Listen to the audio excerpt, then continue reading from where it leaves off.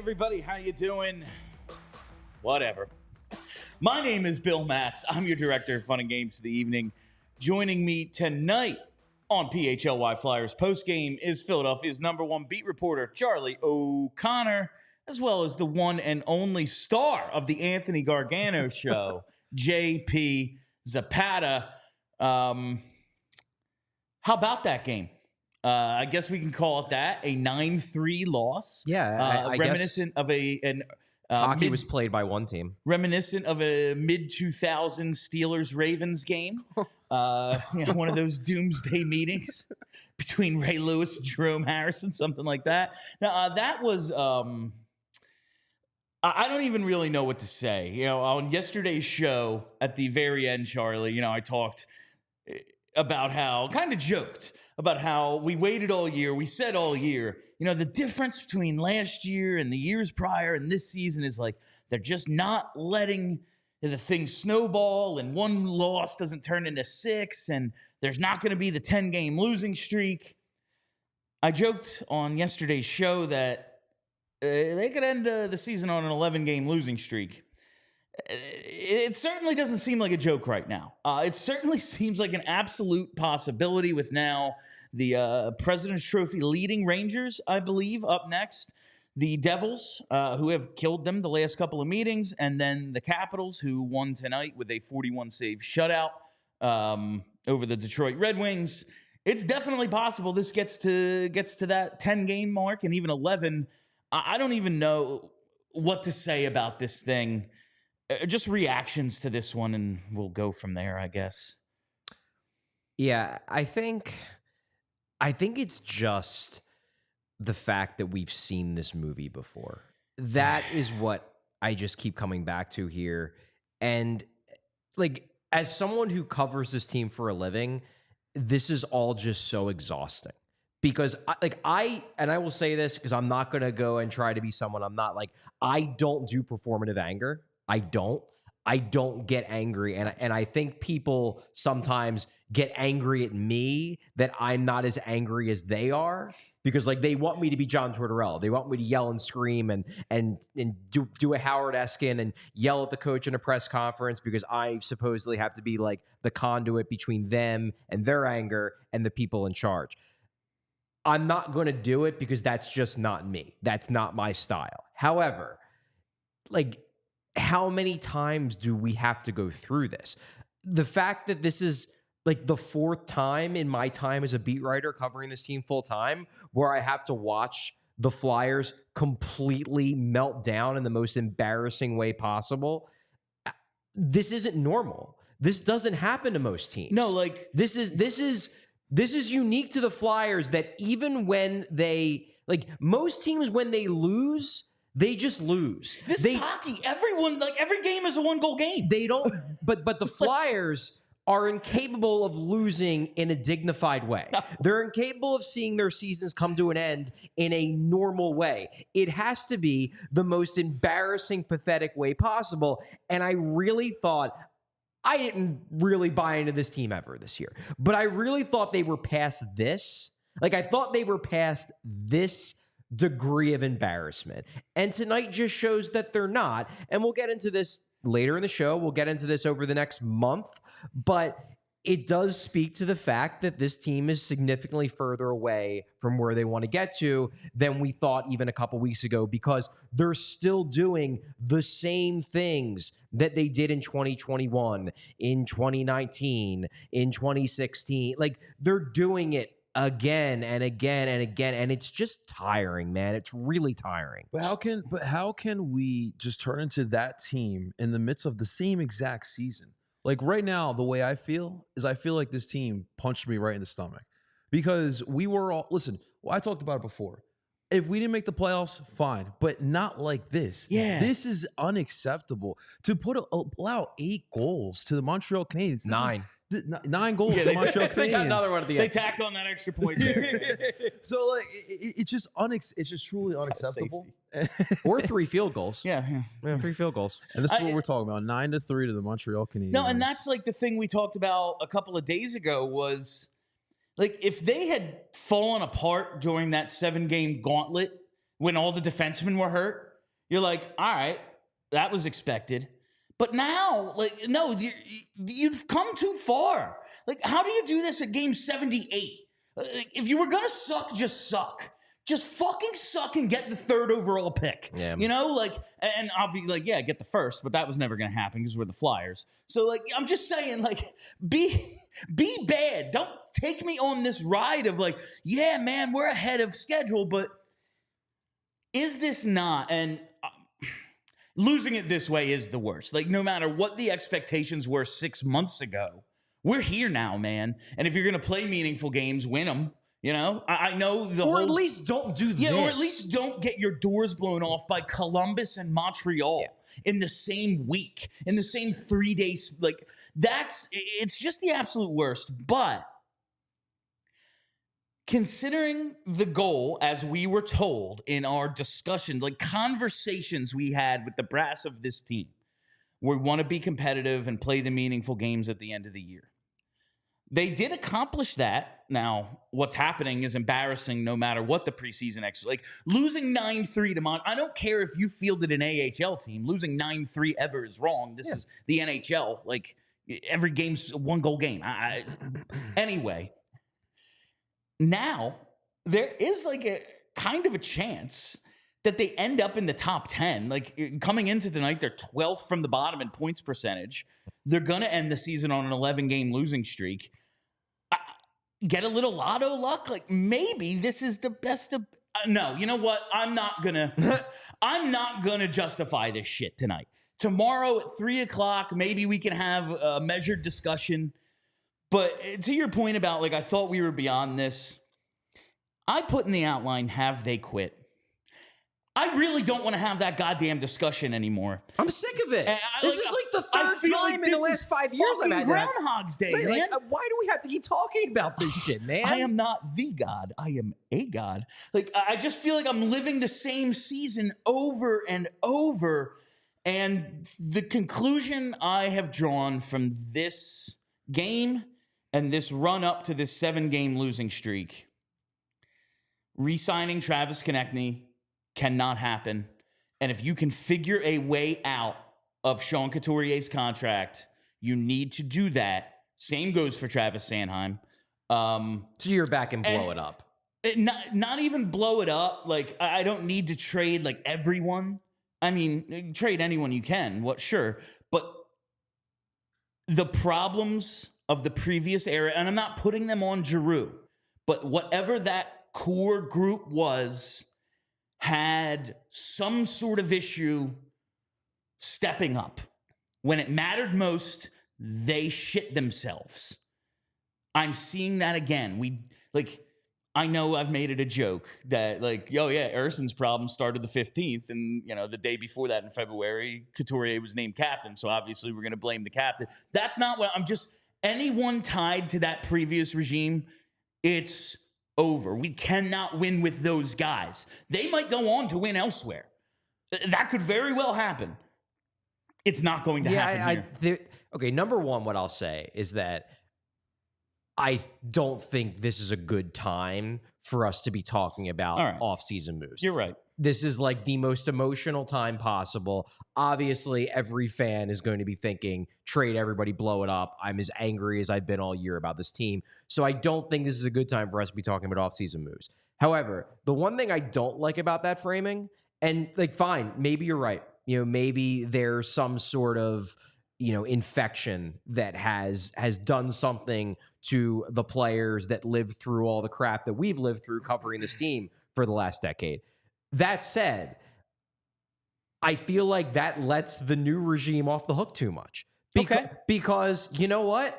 You know who the guys were that shit the bed the most tonight? We'll talk about this a little bit later. It was the two bottom defensive pairings. It was Sealer Drysdale and Stahl Johnson. And you know who acquired 3 of them, and you know who re-signed the 4th? Yeah. It was Danny Briere. So I am not willing to just pin this all on the old guys and give the new guys a pass. This is on everybody. Oh, it's certainly on everybody. And you're right. Like, trying to pin it on any one thing, like, later, like who's to blame? I mean, there will be prevailing narratives throughout the offseason and stuff, but like everyone has a hand in this. It's not like, oh, well, Tortorella has to go or the goaltending, and the goaltending is a huge part of it. Like Yeah, of that course is it the is. number. If we're gonna put it on any one thing, like we said Monday, it's the goaltending. Also, like they can't score on Caden Primo and Sam Montembeau. Like Yeah, but in fairness, Jet Greaves. in fairness, it was the goaltending in 2021 too. I mean, Yeah. I lived that. I remember, and I mean, say what you will about what Carter Hart apparently very well might have done, but like in 2021, he was having a mental breakdown, and the Flyers' only other option as to like other than playing a guy who was basically falling apart mentally was to throw an aging Brian Elliott out there every other night, which they couldn't do. So the goalies couldn't save anything, and the team started losing a ton.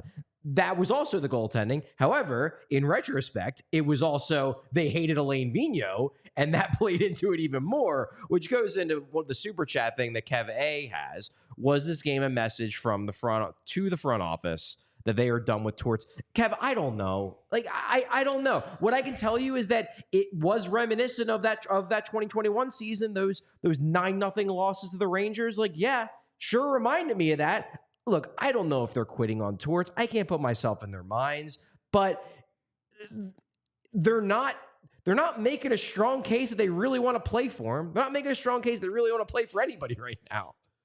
And that's like what's frustrating to me right now is, yeah, again, we gave Torts all the credit for the first, 70 games or 65 games, whatever. Like, he does have a hand in this. Of course he does. But everybody does. Having lived this before, like, I'm just tired of blaming coaches. Like Peter Laviolette, Craig Berube, Dave Hackstall, like Alain Vigneault. I'm just tired of blaming the coach. The guys on the ice could just go out and play fucking better, regardless of who the coach is. At the end of the day, they had a chance still to make the playoffs. Here. Yeah. With the win here today, we're still staying in the picture.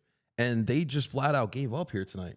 Like, obviously, look, the fact that they collapsed like this towards the end of the season definitely needs to be looked into. And I would love to know exactly what happened here in these last couple games here. But in general, this is just a terrible collapse.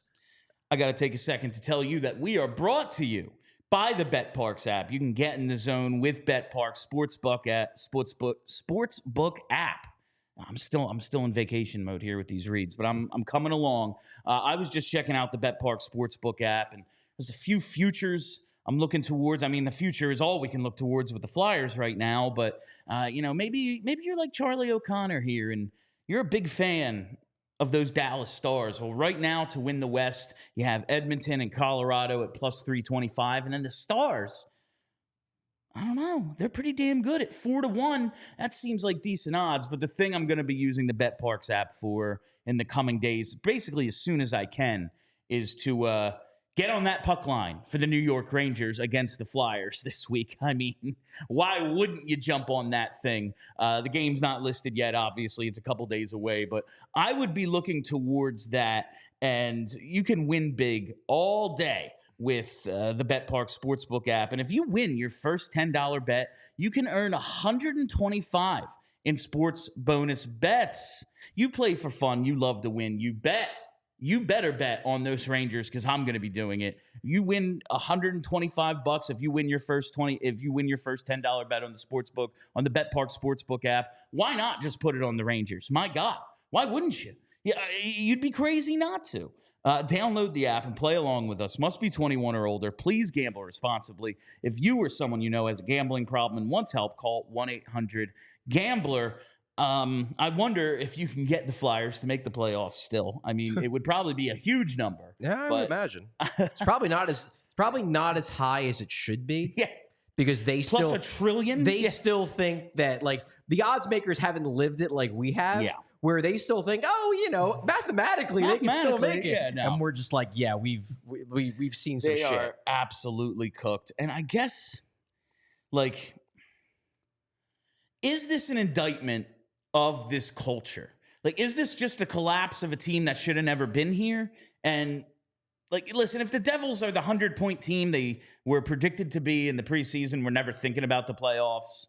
Now, they could have been a little more respectable, like maybe just in that Buffalo range or whatever. But, like, is this an indictment of the culture, or is it just a regression to the mean for this team? They played over their heads all year, and now chicken's coming home to roost.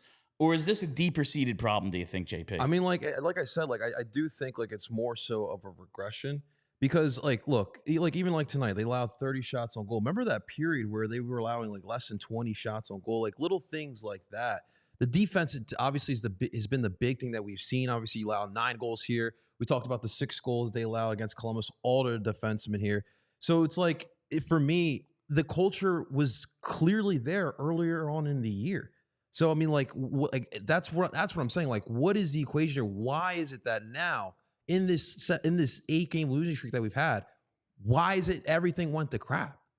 That's why I'm saying, like, this to me is more of a regression.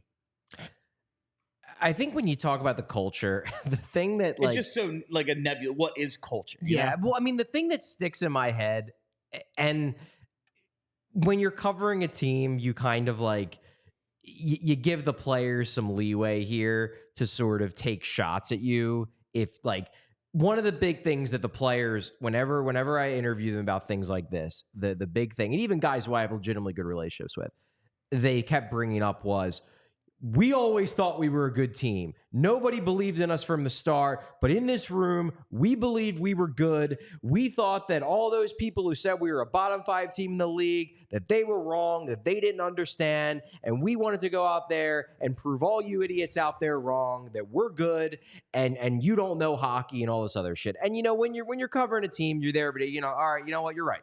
You guys have been playing well. Maybe we were wrong. You know what? This is why we didn't believe in you. I'm sorry. This is why we didn't believe in you. It's this shit. It's because we've watched this shit for years. We watched this team for 3 years just fall flat on its face every single night. You had 1 year last year where you stunk, but I guess you tried a little bit harder. So, like, no, that doesn't earn you the benefit of the doubt after 3 years of shit. And, you know, for 70 games, you did a great job and you made your case. And then when the chips are down, you did exactly why we didn't trust you in the first place. And that's on you. Like, that's on the players. And there are a lot of guys in this team, pretty much everybody on this team I like as people. And I'd like to see them do well because it's much more fun covering a good team than a bad team. But you know what? This is why nobody believed in you. And guess what? They were right. When the culture is high, they crumble. That's the culture that we know here so far. That's like, I saw tweets tonight that just really made me laugh. Like, it's insane how and I know it's, again, like culture, vibes. These are all things that can't be quantified. But you see what was going on with the Sixers a couple weeks ago, and the vibes were just immaculate with the Flyers. And then suddenly there's just this flip-flop. And it's like, how does a switch? You can look at the Sixers and just go like, oh, the best player in the league came back. Oh, that makes a ton of sense. Nothing has happened with the Flyers outside of they got some players back who are supposed to be better than the guys that they had playing a couple weeks ago. And the team got worse.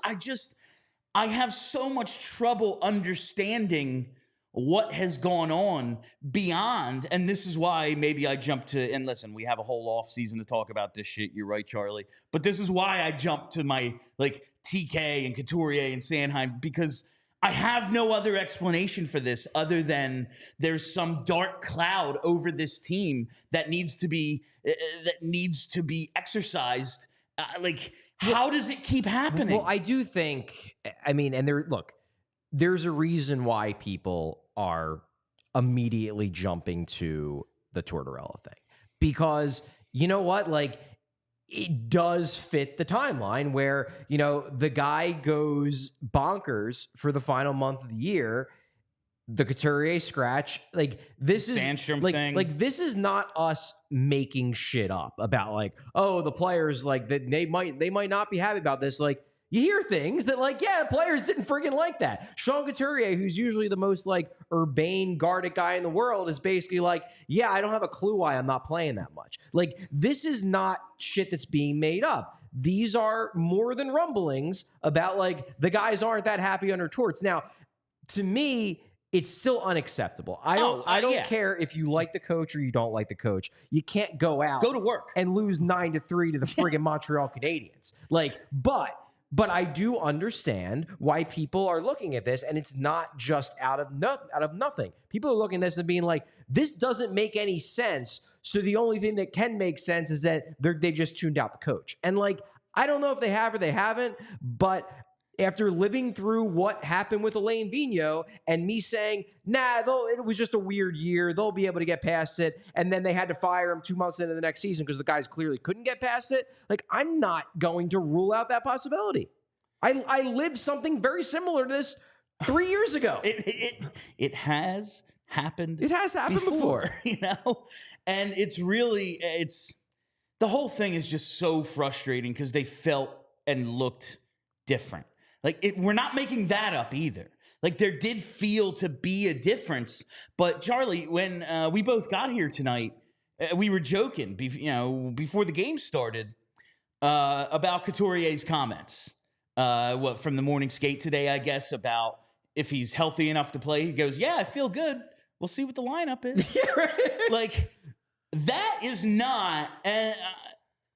that's not the comment of a leader who's all that confident in what's going on in front of him, like above him in terms of whether it's the coach or beyond that. Like, yo, this is a fucking must-win game, bro. I'm ready to go. Like, yeah. And I know that's not him. And everyone leads in a different way, and there are underspoken leaders, and not everyone has to be Marc Messier guaranteeing a win. Like, I know. That doesn't sound like a dude who was like 100% ready to go today. Well, I interpret it a different way. I interpret it not as he's not ready to go. I interpret it as he doesn't know if the coach is going to play him. Look, ready to go wasn't the way to put it. Not 100% in the right mind space. He's worried about, like, I don't even know. I'm at morning skate. I'm the captain of this team. I'm healthy. I don't even know if I'm playing. And it's like, you should be thinking about other things. And it's not... I'm not putting it all on him. The coach has put it in his head. He might not, he scratched him a couple of weeks ago. So this whole thing seems to be turning into the shit show we thought we were beyond. And that's where we're right back where we started from, Charlie. That's the frustrating part. It's that, like, I thought we were past this. And it sure seemed like they were past this. And then this last month, they went right back into, Flyers chaos in the worst possible way. And now we're dealing with this. Like, I really, if they would have just lost in a normal way, like if this would have just been like a ho-hum 4-2 loss, it would have been like, well, this stinks, but like, it's not worth this. But they didn't. They couldn't lose in a normal way. They had to lose in the most embarrassing way possible. And maybe that's just in the Flyers' DNA. Maybe they're just incapable of doing anything in a ho-hum way. But I don't know if it's exhausting for the players. I can tell you it's exhausting for the fans, and it's certainly exhausting for the people that cover the friggin' team, because I have to then try to tap into this like righteous anger that is not even me, because it's like, it's all so ridiculous, man. The it's Flyers, so ridiculous. they just bring it out in us. Torts is 3 games away from the end of his second year here, and it feels like we're still in square one of this rebuild. I know Briere and Jonesy this is their first year here. But like the fact that's the feeling right now, it just generally does not feel good. Yeah, I mean, we got a super chat from Permafrost X. You can't watch the game, then I blame Torts. We have 2 senior citizens, Stahl and Johnson, playing. Guess who started the senior citizens? It was Torts. He did it. Like that. That's they only played because he chose to start them over rookies who might actually be able to like be part of a rebuild. I would like to know why Eric that Johnson was. ain't part of no rebuild. No, when I saw the lineup before the game, I was like, well, honestly, I don't give a shit, because they've they've been so bad. There's no right lineup. Like we talked about the goaltending the other, like, oh, maybe they can do this, and it doesn't matter. Everyone has stunk for weeks now. I expected them to lose this game, so it was for me. It was more like shuffling the deck chairs on the Titanic. When it's that at this point now, it's like, well, what's the point? Like, why are the veterans out there? You're missing the playoffs. You clearly aren't steadying the ship with any of these guys. Like, throw the rookies out there. Maybe they make a play. I don't know. Like, that's not why they lost. But like, who cares about Eric Johnson and Mark Stahl? Especially after Friday when they both look bad. And like Jennings and Adder are not, scorching, the ice out there. But like that looks better than putting Stahl and Johnson. A dude scores the first goal of his career. Like he should play the next game. I don't know. That's just a thought. Let's talk about something I'm not mad about, and it's Ollipop. Ollipop is the world's first functional soda with a classic soda taste and the benefits of plant-based fiber, prebiotics, and other botanical ingredients to support gut health. Ollipop is a new kind of soda with only 2 to 5 grams of sugar and 9 grams of fiber per can. 2 out of 3 Americans say they suffer from digestive issues, and 95% of Americans don't get the daily recommended amount of fiber. Ollipop is tackling both these issues with a drink that tastes just like soda. Prebiotic fiber is the food source for the beneficial probiotic bacteria in your gut, and Ollipop has 9 grams of prebiotic fiber in every can that can help support your digestive health. When you've got a gut like mine, you've got to keep it healthy. Ollipop is available online and available in almost 30,000 retailers nationwide, including the most recent launch at all Wawa stores. Ollipop's debut in Wawa couldn't be more of a match made in heaven. A delicious, healthy drink meets a convenience store where we get everything else for our day already. Now you can get your sandwich, you can get your snack at Wawa, and then you can top it off with a tasty soda that won't leave you feeling guilty. The 2 flavors debuting at Wawa are classic root beer and strawberry vanilla. I'm not a root beer guy, but I actually kind of like the Ollipop and the strawberry vanilla. Very, very good. I've been a big fan of that since our first delivery of Ollipop here at PHLY. And now you can get your own delivery of Ollipop at drinkollipop.com and use the code PHLY for 20% off your next order of Ollipop. The discount only applies to one-time orders, not subscription orders. Ollipop is sold online at drinkollipop.com as well as Amazon and available in 30,000 retailers, including Wawa, Target, Sprouts, Wegmans, ShopRite, and GoPuff. I think either go to Wawa or go to drinkollipop.com. Use that PHLY20 code for 20% off. All right. Where do we even go from here? I guess, is this... We talked about this, I don't remember when, Charlie, but if they had, say, made the playoffs or like just had a normal end to the season but missed by a point, and it's like, yeah, they played pretty well all year. They represented themselves. They beat expectations. Danny Briere could go into this offseason like, I think we just need to add a couple pieces, fix the power play, Like, is this maybe the best thing for the rebuild overall where you can't fool yourself now? Like, this is the team that needs to be rebuilt? Yeah. Honestly, probably, because I guess, yes and no, because no, the best thing for the rebuild would have been all these players. All these guys stepping up, and we're only a few steps away. Yeah, are better than we thought they were going into the year. And I do think that, honestly, a lot of them are. Like, I'm not going to completely and totally toss out 70 games worth of a sample size because the final 12 sucked. So I'm not going to do that. But it does show you, and this is the key thing that I was talking about while we were watching the game, in the outline, like, it just shows how far away they are. And it hopefully will not permit them to delude themselves into thinking that they can, like, we've talked about it all year. What this team lacks is high-end talent. You hope you have one of those guys coming in, Matvei Michkov. Likely won't be for another 2 seasons. You need more. And if they really got high on their own supply with this culture idea, maybe they could have convinced themselves that, no, we don't actually need better players, that the players we have are good enough. We turn ourselves into a bubble playoff team, maybe a team that gets into the playoffs and loses in round 1 in competitive fashion. Then all we need is to add Michkov and he'll supercharge this thing, and that's it. Then we're good to go. This should serve as a reminder that, no, they need more. And I know people are going to go back to the idea of like, well, they should have tanked. Like, well, they didn't. So tough shit. Stop complaining.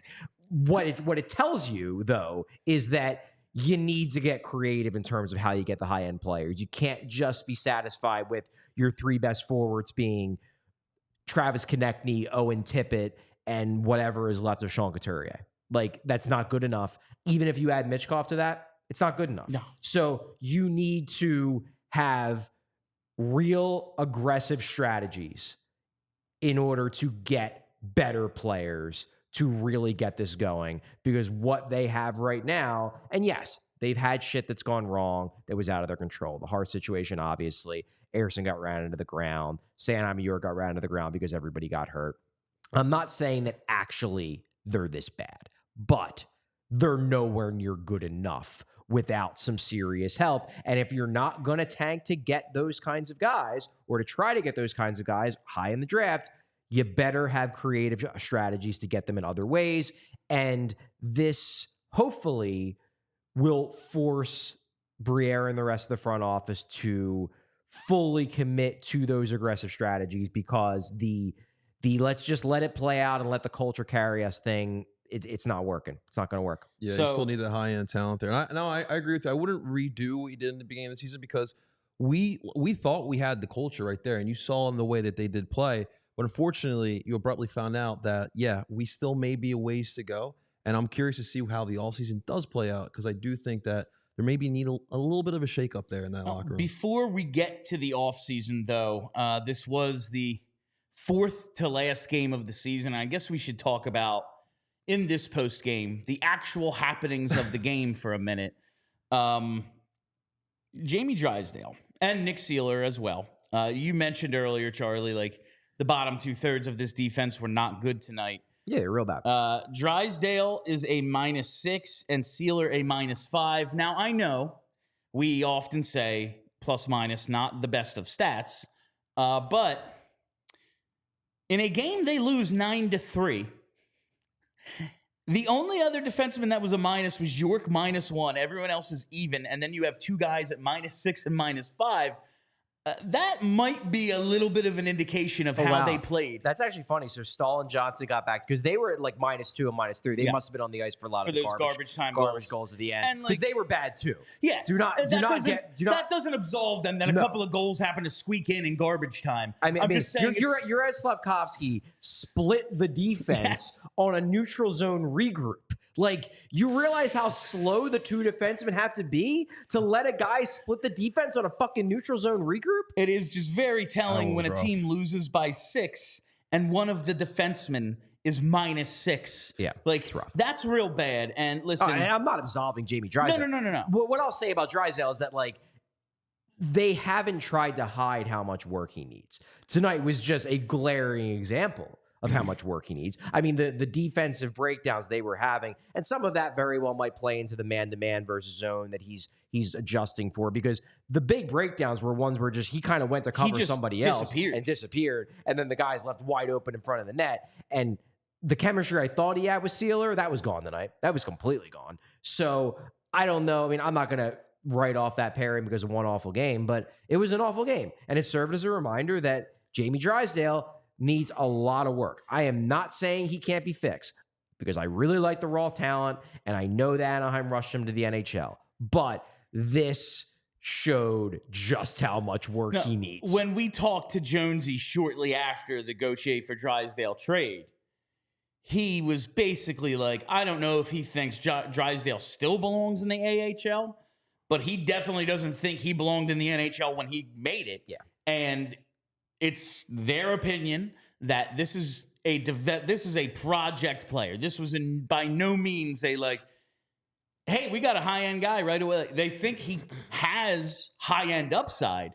He's got raw tools, but they need to, I mean, Charlie, you put right here, whole game needs to be rebuilt. Even when we had, it's funny because you got that tweet, like, yeah, let's move him to forward, and it's the whole ghost thing all over again, and that's whatever. But just, even when Gostisbehere was having the worst time defensively, he could put up points. There's no offensive, he's got 5 points in 21 games with the Flyers. Like, and the 2 of those 3 assists he's got were the first 2 games. He's got 1 assist in the last 19 games. Like, that's really not good. And I know he's not healthy. He was never healthy this year. Right. We can say all this. It's going to take a few years to judge this trade.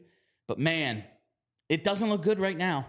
Yeah, no, I mean, you're going to have to give him that full year as well. I mean, at the end of the day, Cutter wanted to go. Jamie Drysdale was a top prospect for Anaheim. We got a defenseman. We needed some blue line help as well, especially for the future there. But yeah, Drysdale this offseason, let's see what that plan is for him to improve for next year. But this was bad for Sealer as well too. Those two together, and not like Charlie said, like they had some chemistry brewing too. And tonight it just looked off. Yeah, and we got another super chat from Permafrost X again. Thoughts on Frost and Farabee moving forward? Farabee's obviously stunk. He was real bad on that first goal. They did a really good job on the broadcast breaking down how he kind of overshoots the coverage and then doesn't exactly hustle to get back. So the guy who takes the shot up top has the ability to take the shot because Farabee's late on the coverage. Does get a goal at the end of the game in garbage time. It's his first goal since the middle of March. Look, I still like Joel Farabee as a player, but it's undeniable that for the last month and a half to 2 months, he has been invisible at best, if not actively hurting the Flyers. As for Morgan Frost, I mean, Frost did nothing tonight, like pretty much everybody on the team. I think he's in large part had a strong second half. Him and Brink almost made a couple plays early. Yeah, in they the almost game. made a couple plays. I don't know. I am so sick of the Morgan Frost debate. I can't even. It is like 20th on my list of things I feel like talking about right now. It's almost. I hope they trade him, not even because I'm down on him or whatever. I'm just sick of fucking talking about him. This isn't even an indictment of him. I think he's been one of their better players in the second half. It's just like I don't care anymore. Yeah, he's not a needle moving player. He might have the most skill out of anyone on this team, but honestly, that's not fucking saying all that much. Yeah, it speaks to how much more skill they need. The bar is in hell. It's not like the team lacks skill, but it just shows how much more they need. Yes. If you can make a case that Morgan Frost is, and I think you can make a case he's your most skilled forward, it just shows you need 3 or 4 even more skilled forwards. You need 3 lines more skilled than him. Because on a really good team, he cannot be. And look, there are some guys where you can say they have the most skill, but ideally they're like the 7th or 8th best forward on a team because they're not as complete as guys who have less skill but are better players. So you're maybe overstating it a little bit, Bill, out of your anger. However, it does show that Morgan Frost, I don't care how gritty the rest of your players are, he can't have a case to be your most skilled. When I say skill, I mean guy who could win a skills competition. Yeah, I know what you're talking about. Would deke somebody. Yeah. Might score in a shootout. Bobby Brink is at the top of this list, and it's not like he's as Charlie would say, showered himself in glory when he's got chances over the last few weeks either. Yeah. It's just exactly goes to show you exactly how much they're missing when it's these guys who are hopefully middle 6 dudes are probably the best puck handlers on the team. That is absolutely concerning. From this game, the way it played out was so odd. They give up a goal 65 seconds in. That's objectively bad. Yeah, it was awful. But overall, first period, all right, let's just kind of regroup. We weren't bad after that. It took over for periods of time. And then the second period, all right. And then all of a sudden, a switch flips for this team, and it seems to happen on a regular basis where shit just goes so wrong, where they just start playing with their eyes closed. Yeah. At one point tonight, I'm maybe Joel Farabee's right-handed. All of a sudden, everyone looks like their skates are on the wrong feet. The defensive coverage fell apart. That happened on multiple goals. That's a team that was based on structure and discipline, and whether you want to call it culture or just working their asses, whatever. They knew what they were doing for so much of this year, and that's gone. Yeah. And I know we can't be in their heads, but is it fatigue or desperation? Well, this is where you worry about the impact. The quitting. Well, it's not even the quitting. It's more just the tuning out of the coach, because you're in a situation if this is what's happening, this is why it happens, because you're in a situation where goalies are playing like crap. They can't stop a beach ball. You're creating a ton of scoring chances and you're not finishing. So you're already frustrated. You're frustrated because you can't trust your goalies. You're frustrated because the puck's not going in the net. You're doing everything the coaches are telling you to do and you're not getting the results. And then after you work your ass off for 28 minutes, 27, because the first minute was a disaster. So you work your ass off for 27 minutes, you don't get rewarded. Then boom, it's 2-0. All that work, now you're down 2 goals. Then, if you're feeling good about what you're being told to do, you say, it's 2 goals. Montreal's not that good of a team. We've come back before. We can do it. If you don't feel good about what you're doing and you're already a little bit pissed off at the coach, then you're like, fuck it. Let's just do it our way because his way ain't working. And then, because we know that this team, from a true talent standpoint, really can only succeed if they are adhering to structure, then once the structure goes away, this happens and they get their doors blown off. Like, this is the kind of shit that, and I'm not saying this is why I'm not saying they're quitting, but when you start tuning out a coach, this is what happens. This is the shit that happened in 2021 with Vigneault, where it was we're frustrated about other things and we don't trust the coaching staff anymore. So when shit goes bad, we're just going to play pond hockey.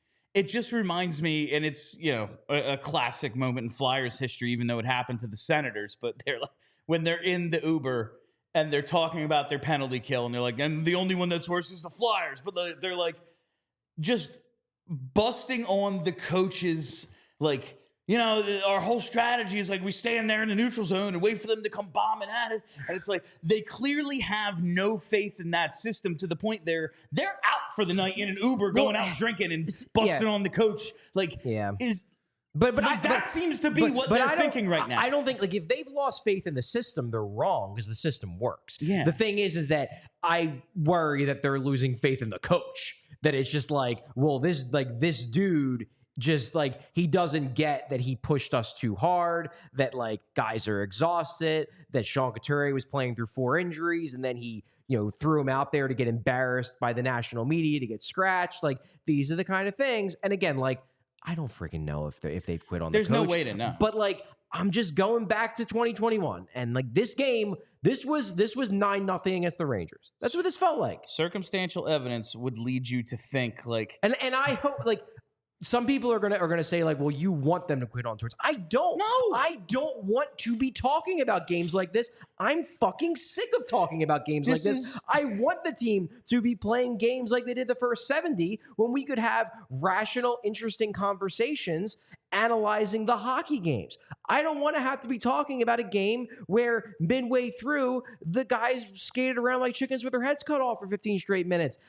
This is not fun for me. I want them to believe in what John Tortorella is selling and play good hockey. I don't want to halfway through a game be filling out the YouTube description with blowout loss. Yeah. Guess what, man? This shit ain't fun. This isn't fun. And selfishly, if we're going to be judged on our numbers, I've lived this enough to know what happens to our numbers when this shit happens. Yep. It's not great. Nope. When they were winning a ton and our numbers were all I'm not saying this is they know. No one here running this place is stupid. But I hope. But they know what's going to happen when the season goes in the tag. But it makes me feel really good to see what our numbers were in December and January, and it makes me feel bad to think about what our numbers are going to be next week. It's just the way things go. There's other shit going on. The Sixers are good now. The Phillies in June are going to turn it on because they do. The Eagles are always hot. You got your Union. At least you have that going for you, JP. You're going to leave us to become a star with Anthony Gargano because why put up with this shit? This is no. I want better hockey. It's just killing me. You're getting your initiation because this is the shit. I know you follow the team, you watch the team, but this is what we've been dealing with since 2016. This is why we're all out of our minds. Yeah. This is honestly the perfect roller coaster for your first season with us. The highs of how fun this was going to be. What did they say on the broadcast? 124 straight days in a playoff spot, and now it's their playoff chances are lower than my IQ. I just no. Do we have another super chat? Yeah, is that a new super chat or is that an old? This is for you, Charlie. I Charlie, JH, please do the 3-star. JH, the 3 I heels don't of know. the game. I wasn't watching the game trying to decide who I hated the most. Oh, No, I'm going to do 3 stars, JH. I'm sorry, but thank you for the super chat. Before we get into that, let me tell you about TruMark Financial. Speaking of how dumb I can be, long time listeners of what we've done together covering this team. When you hear me talk about my financial decisions and my financial acumen, you might go, "Oh my God, is this guy homeless?" Maybe don't know everything there is about banking and the differences between like what is a regular bank, what is a credit union. So once I found out that TruMark was going to be one of our sponsors, I had to familiarize myself with what credit unions are, and the differences are pretty striking. When you join a credit union like TruMark Financial, you become part owner, which means profits come back to you instead of going to shareholders. At TruMark, you find better rates, lower fees, a better return on savings, and more flexible options with all the same digital tools and tech that make our lives easier and that you just come to expect with your personal banking. And the best part about TruMark, they got local roots. They're headquartered in Fort Washington with 24 branches in the Philly area. They serve our community and our people right here at home. And becoming a member of a credit union has so many benefits over becoming a customer at a bank. Kind of becomes a no-brainer. The more you look into it, the more you're going to want to do it. Head over to TruMark.com/PHLY to learn more, to find a branch near you. That's TruMark.com/PHLY. Federally insured by the NCUA. Charlie, if you want to give 3 stars a shot, go right ahead. What would a 3 heels be? Is it like people who like shit? Like, is it like the Canadians who kick the Flyers' ass, or is it the Flyers? I guess it's like, just, I'm not a wrestling guy. What does this mean? At this point now, we're mad at the Flyers. Like, I hold no ill will towards the Canadiens tonight. They're not the bad guys in this situation. It's our own dudes. But let's get the 3 stars out of the way, and then we can talk about some other stuff before we wrap up. Yeah, I guess. I mean, 3rd star, I'll go Mike Matheson. I thought he was real good throughout this game. He's racked up a lot of points for Montreal this year, which is kind of wild. I really didn't think he was that good of a defenseman, but hey, he's turned into their point producer, so props for him. I'll go with him. 3rd star, Brendan Gallagher. He was his usual shit-stirring self. Hopefully Travis Konechny was watching and taking notes, because that is what Travis Konechny has to be if he wants to be the best version of himself. And like with Konechny, he was trying, he was throwing hits, he was just completely misguided energy, but he was flying around out there. It's just he seems like he's frustrated as hell and letting it control him, and that's not going to help anybody. And then your 1st star of the game, Juraj Slafkovsky, gets the hat trick, scores the 1st goal within a minute, splits the defense. Maybe the 2 oldest defensemen in hockey, but he still splits the defense. It has to be the oldest pair, right? Oh, it's definitely the oldest They're pair. like 8 combined. Yeah. I mean, there's an element too where it's like, I honestly feel bad for them a little bit. They don't, because like they're both 7s at best. Number one, they both aren't top 6 defensemen in the NHL anymore. Number 2, if either of them is going to work at the NHL level, you got to pair them with somebody who can like actually do the puck moving and skating load, and let them be the defensively sound dude who just kind of stands there and stays in structure. If you put the 2 of them together, like what do you think's going to happen?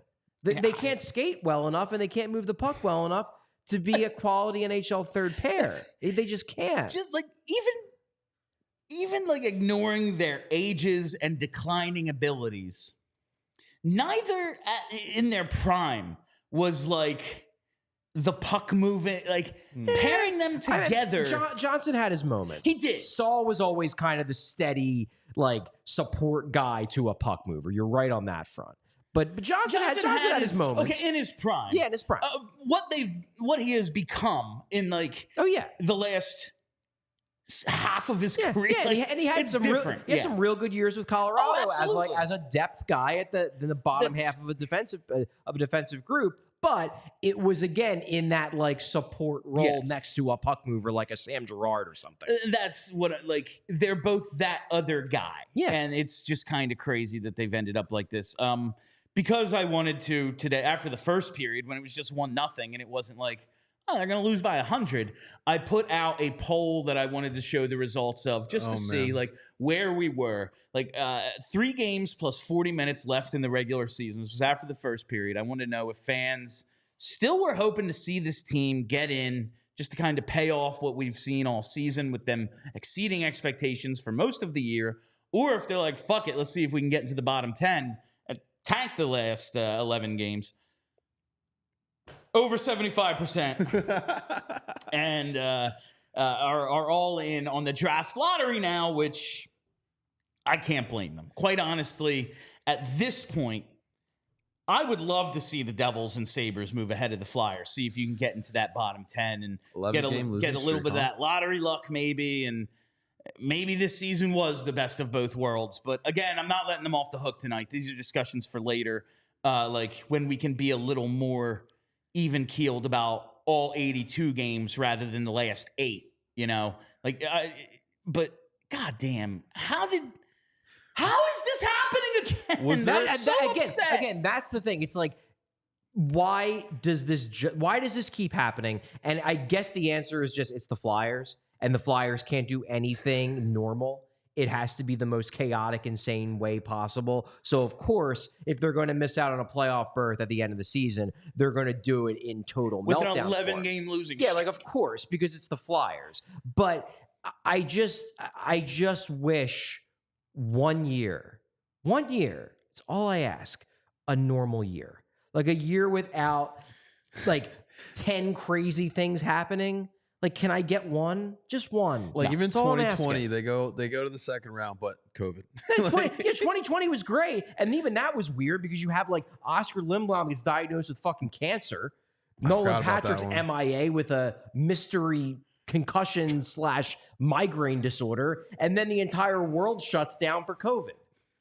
I can't even cover the playoff games in person. Charlie and I are talking about like RX Bandits see albums, and what was the movie we watched? We watched like a Cheech and Chong movie when we were doing movie reviews, and that ridiculous action movie you had me watch. I just imagine what it would be like to cover a normal hockey team. That was our show, and I never will. I never will. Do we have to do like voodoo at the Wells Fargo Center or at the skate zone? And this, I really, maybe they need to do like an exorcism of some kind. Something like that. The one thing we can say about the Flyers through all of this, I like when Bryn laughs because she knows my setup is coming. They have absolutely no chill. Zero chill. Zero fucking chill. This team, you know they're going to drive us nuts. And that's why we need to choose to chill. And there's no better way to chill than with an ice-cold Coors Light. So whether you're freaking out about the coach, the team quitting, the draft lottery, a losing streak, just the overall ridiculousness of this squad, you need to find the Blue Mountains in your fridge and enjoy a beer as cold as the Rockies. Because when everything surrounding your favorite hockey team is on fire, as it is perpetually here in the city of Philadelphia, sometimes you just gotta take a step back and chill. When you choose to rise above it all, choose chill, choose Coors Light. Get Coors Light delivered straight to your door with Instacart by going to CoorsLight.com/PHLY hockey. Celebrate responsibly. Coors Brewing Company, Golden, Colorado. I mean, should we even check the standings? I mean, I guess it makes sense. I'm going to hit refresh on these standings here. Spiral out, angrily drink in moderation. Yes. As I spiral into just insanity. Like over the last, just looking at the standings, like a couple of weeks ago, the Flyers had a positive goal differential, and now they're negative 29. Like, they're not just losing, they're getting their heads kicked in, and it's truly almost unbelievable. Oh so now let's see. By total points, they're 1, 2, 3, 4, 5, 6, 7, 8, 9, 10, 12 from the bottom, and that means they're that on points percentage as well. Yeah, they're just absolutely dreadful. Do we even still care about the play? I know, like, everyone listening, everyone who voted on Twitter doesn't care about the playoff race. It would be the race. most Flyers thing in the world then to win their final 3 and, like, get back Tag in the draft lottery. Yeah, it would be extremely Flyers. But it's just so freaking frustrating watching what this team was and what now they've become. They're a point behind Detroit, who has a game in hand, a point behind Pittsburgh. The Caps are in that second wild card spot with a game in hand, and they're 2 points up. And then the The Isles, man, 87 points. They've kind of locked down that third spot there. So Wow. it's pretty ridiculous what has become of this playoff race in just a few weeks. Again, 124 straight days, I think they said in the playoffs, and now 3/4 of the fan base, according to our Twitter poll, is looking at the draft lottery, and something tells me when we're here at 3 o'clock tomorrow, it's going to be more than that.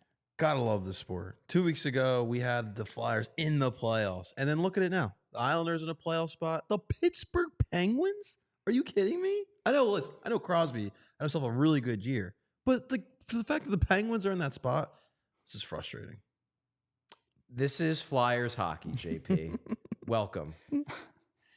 Sam Ersson.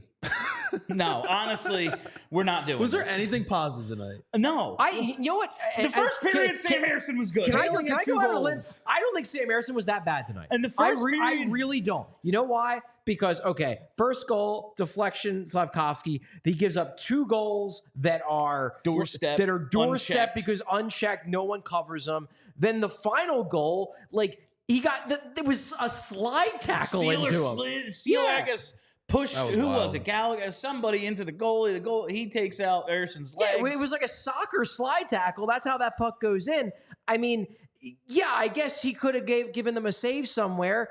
I don't think he was awful. No, I like, think the team was awful. the way you said, like, yeah, Morgan Frost, that's a topic, I guess, but like it's 20th on my list. Sam Ersson has sucked recently. They didn't lose tonight because of Sam Ersson, No. despite a 706 save percentage in the game. I'm not saying It's really not I'm even not on saying him. he was great, but like No, I didn't. he was no worse than anyone else. There have been other games during this run where I was like, man, he's just given up fucking beach balls. This game, he got very, very little help. No, it was absolutely horrible. This game was absolutely horrible. I hope you didn't think the show was absolutely horrible.